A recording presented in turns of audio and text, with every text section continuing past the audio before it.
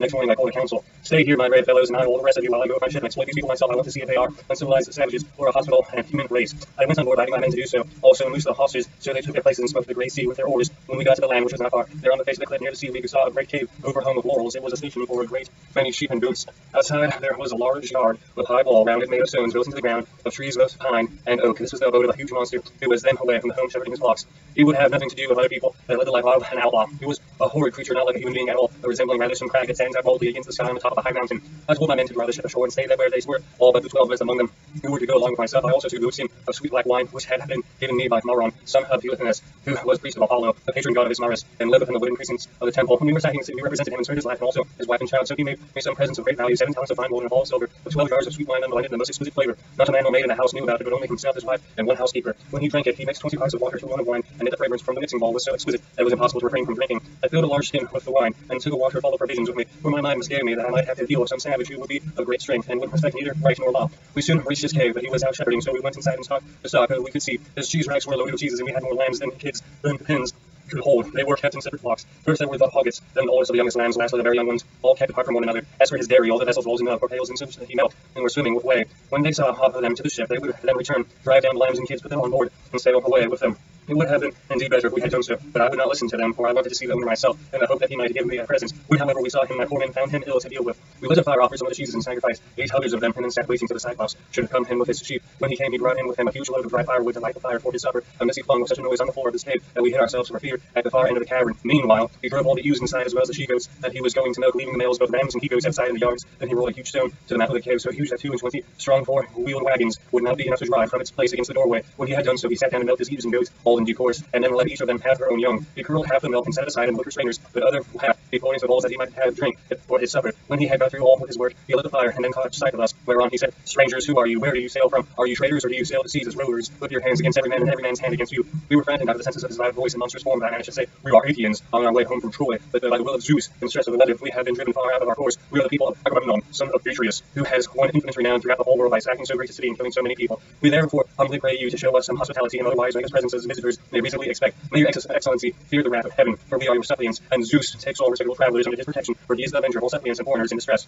To this he gave me but a pitiless answer. Stranger, said he, you are a fool, or else you know nothing of this country. Talk to me indeed about fearing the gods or shunning their anger. We Cyclopses do not care about Zeus, or any of your blessed gods, for we are ever so much stronger than they. I shall not spare either you, yourself, or your companions out of any regard for Zeus, unless I am in the humor for doing so. And now tell me where you made your ship pass when you came on shore. Was it round the point, or is she lying straight off the land?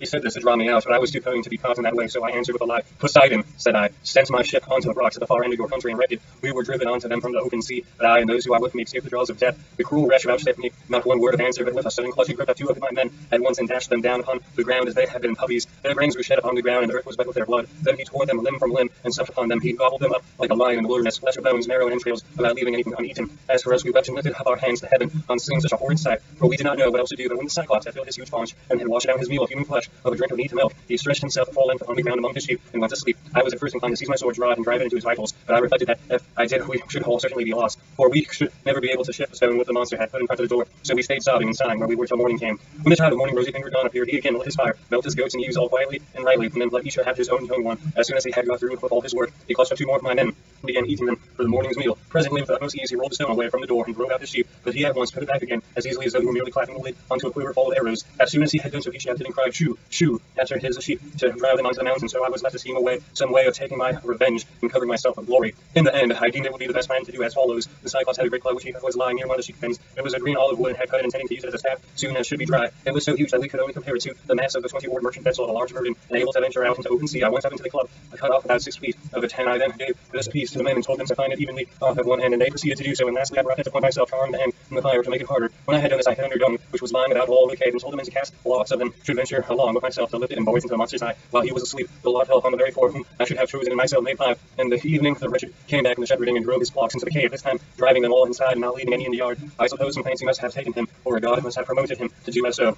As soon as he had put the stone back into its place against the door, they sat down and milked his ewes and goats, all quite brightly, and then let each have their own young one. When he had got through with all his work, he gripped up 2 more from my men and made his supper off them. So I went up to him with an ivy-wooded ball of black wine in my hands. Look here, Cyclops, said I, you do not have an eating a great deal of man's so flesh, so take this and drink soap wine, that you may see what kind of liquor we had on board my ship. I was bringing it to you as a drink offering in the hope that you would have taken compassion upon me and heard me on my way home, whereas all you do is go on ramping and raving most intolerably. You ought to be ashamed of yourself. How can you expect people to come and see you anymore if you treat them in this way? He then took the cup and drank it. He also was so delighted with the taste of the wine that he begged me for another bowlful. Be so kind, he said, as had given me some more, and tell me your name at once. I want to make you a present that you will be glad to have. We have wine even in this country, for our soil grows grapes and sun rippens them, but this drink is like nectar and ambrosia all in one. I then gave him some more. 3 times did I fill the bowl for him, and 3 times did he drain it without thought or heed. Then when I saw that the wine had got into his head, I said to him as plausibly as I could, Cyclops, you ask me my name, and I will tell it to you. Give me therefore the present you promised me. My name is No Man. That this is my father and mother, my friends have always called me.